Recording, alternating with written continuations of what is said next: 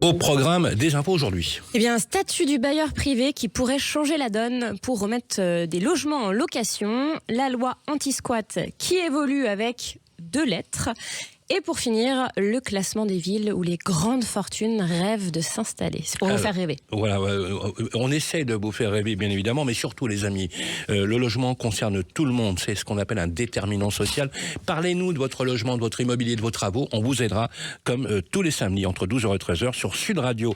On va commencer par le statut du bailleur privé. L'État veut remettre les logements sur le marché. Oui, alors c'est l'une des bonnes nouvelles de la semaine.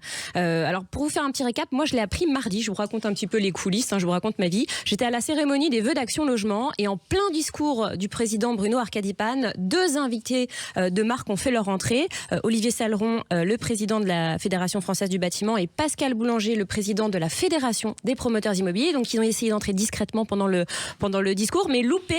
En fait, ils avaient des grands sourires aux lèvres. En fait, ils arrivaient tout droit de Matignon. Donc le discours a été interrompu et ils nous ont confirmé que oui, ça y est, les négociations avaient abouti pour un statut du bailleur privé.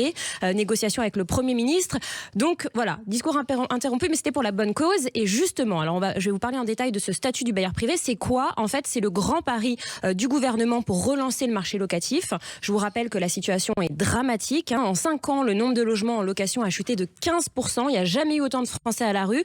Résultat, les loyers flambent, l'accès au logement devient un vrai casse-tête. Donc voilà, ce nouveau dispositif remplacerait le dispositif Pinel, qui s'est éteint, je vous le rappelle, en 2025. Mais cette fois-ci, la formule change. Donc, elle s'appliquerait partout en France. Ça, c'est vraiment bien. Autant sur le neuf que sur l'ancien. Et concrètement, si vous achetez un bien pour le louer, vous pourrez déduire de vos impôts toutes vos charges, la taxe foncière, les intérêts d'emprunt, les frais de gestion. Et puis, en plus, déduire chaque année un pourcentage du prix d'achat du logement. Voilà, donc selon les premières informations, cette déduction pourrait aller de 3,5 à 5,5%. Ça, c'est mes sources qui me l'ont dit. Il n'y a rien d'officiel encore, mais ça sera en fonction du type de logement. Bon, en contrepartie, il faudra quand même accepter un plafonnement des loyers et s'engager à louer pendant 9 ans. Et pour l'ancien, des travaux de rénovation énergétique seront obligatoires, mon cher Laurent. Alors cette semaine, on a quand même eu sur Sud Radio le ministre du Logement, Vincent Jeanbrun, qui est venu et qui nous a confirmé tout ça. On l'écoute. Là, pour le coup, c'est très très simple. Si le budget est adopté, nous aurons ce fameux statut du bailleur privé. Et pour vos auditeurs, qu'est-ce que c'est ? Eh bien, c'est tout simplement le fait que demain, quand on sort son petit bas de laine de la banque pour investir dans la pierre, eh bien, on aura des avantages fiscaux très importants parce qu'on rend service, on participe à l'intérêt général quand on fait ça.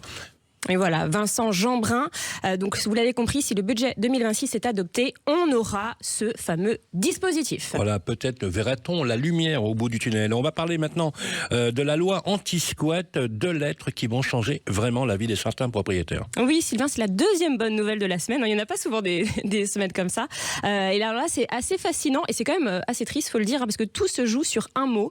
Jusqu'ici, je vous explique. Pour être considéré comme un squatteur, donc expulsable rapidement, il fallait s'être introduit illégalement dans un logement et s'y être maintenu illégalement. Donc c'est le « et » qui pose problème. Parce que des squats se développent de plus en plus sur des locations touristiques.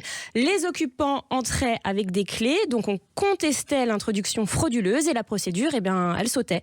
Donc le Sénat vient d'adopter en première lecture un changement. On passerait de « et » à « ou ». Donc en remplaçant, ça ferait il faut s'être introduit illégalement ou s'y être maintenu illégalement pour être expulsable en 72 heures. Donc concrètement, les squatteurs Airbnb qui refusent de partir devraient être expulsables rapidement. Petite précision importante pour éviter les amalgames, ça ne vise pas les locataires classiques avec un bail, un locataire qui ne part pas ou un impayé de loyer. Ça reste une procédure différente.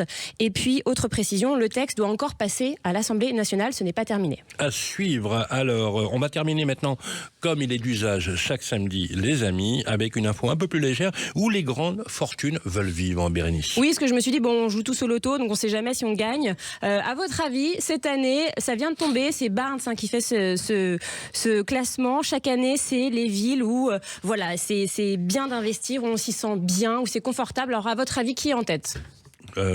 Parmi les riches ? Non, pas parmi les riches, les villes où il fait bon s'investir, où les riches ont envie de s'installer. On sait jamais, Sylvain. Les Maldives, Saint-Martin, Saint-Barthélemy. Non, c'est trop cher là-bas. Voilà, Miami, Londres, Grégoire. Berlin. Île Maurice ? Non. Saint-Tropez? Non.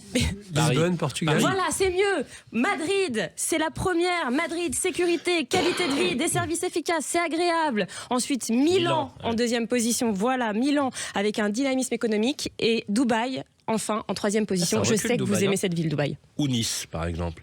Voilà, ça fait plaisir à Anthony, bien évidemment. Merci. Voilà, ça vous fait rêver. Voilà. En tout cas, merci Bérénice. Et tout de suite, on va attaquer le chantier du siècle.